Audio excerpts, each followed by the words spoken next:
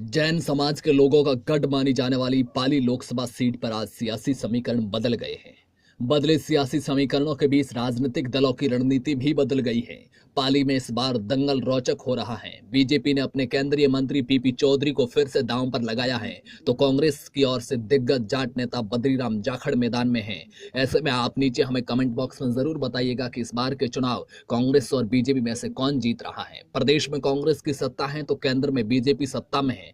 ऐसे में जनता प्रदेश सरकार के लिहाज से अपना मुखिया चुनेगी या केंद्र सरकार को देखकर लोकसभा में वोट करेगी। यहां मुकाबला इसलिए भी रोचक है कि प्रदेश में कांग्रेस सत्ता में आने के बावजूद बीजेपी पाली में अच्छा प्रदर्शन करने में कामयाब हुई थी। पाली लोकसभा सीट की मौजूदा स्थिति की अगर बात करें तो पाली लोकसभा में विधानसभा की 8 सीटें आती हैं और इसमें से 5 पाली जिले की सोजत, पाली, मारवाड़ जंक्शन, बाली और सुमेरपुर के अलावा 3 सीटें भोपालगढ़, ओसियां और बेलाड़ा जोधपुर जिले की शामिल हैं।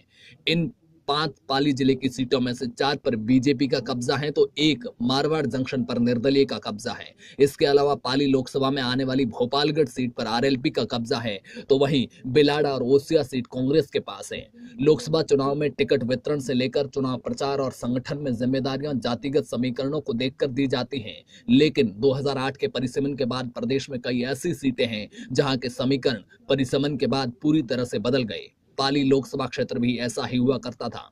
पाली लोकसभा क्षेत्र हमेशा से जैन बहुल रहा है और यहां से जैन उम्मीदवार जीतते आए हैं, लेकिन 2008 के परिसीमन के बाद यहां जाट और सीरवी वोटर सबसे ज्यादा हो गए, तो 2009 में चुनाव में पार्टियों ने यहां से टिकट वितरण की रणनीति भी बदली। हालांकि 2009 के चुनाव में बीजेपी ने फिर से जैन उम्मीदवार पर ही दांव खेला, लेकिन पुष्प जैन को बद्रीराम जाखड़ के सामने करीब 2 लाख वोटों से हार का सामना करना पड़ा। पाली लोकसभा में जैन, शेरवी और जाट वोटर सबसे ज्यादा प्रभावी रहता है। वोट बैंक के लिहाज से देखें तो यहाँ 19.89 यानी कि करीब 20% एससी के वोटर हैं, जबकि 6% एसटी के वोटर हैं।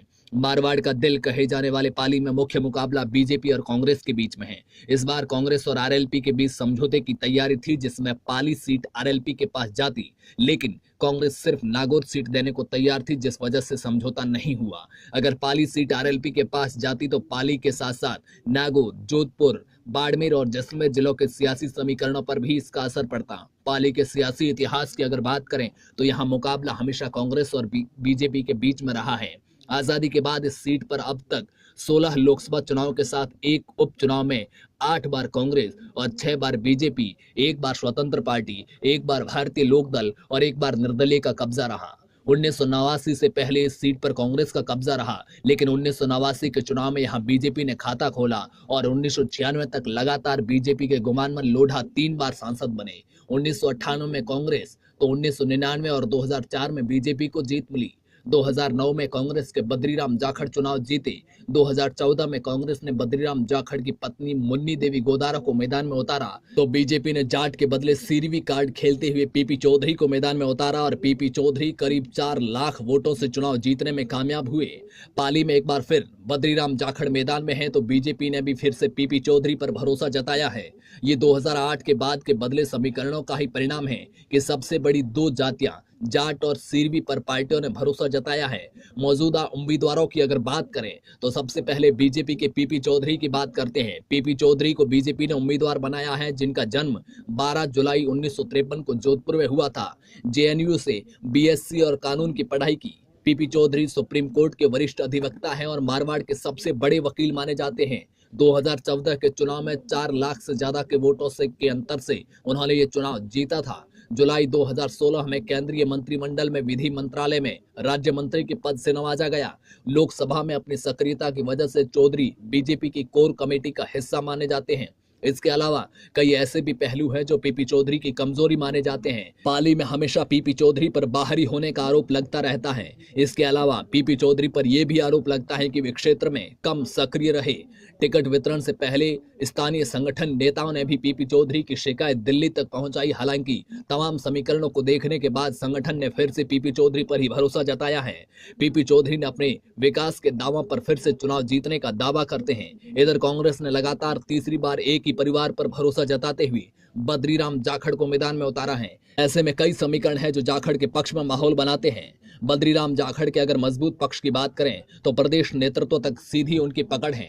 सादगी और अच्छे व्यवहार के कारण भी उनका कोई विरोध नहीं करता है। स्थानीय नेताओं और कार्यकर्ताओं का भी उनको समर्थन हासिल है।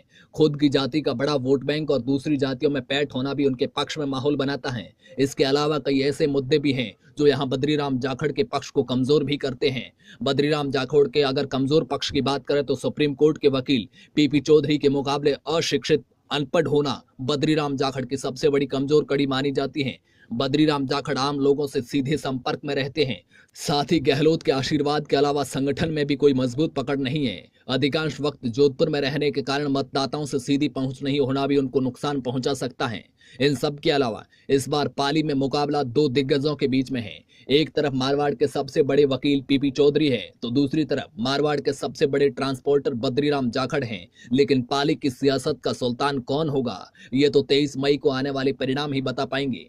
लेकिन आप हमें कमेंट बॉक्स में जरूर बताएं कि पाली से अगला सांसद कौन बनेगा। ये वीडियो पसंद आए तो लाइक कीजिए, अपने दोस्तों के साथ व्हाट्सएप और फेसबुक पर शेयर कीजिए और हमारे चैनल को अब तक सब्सक्राइब नहीं किया तो सब्सक्राइब जरूर कीजिए।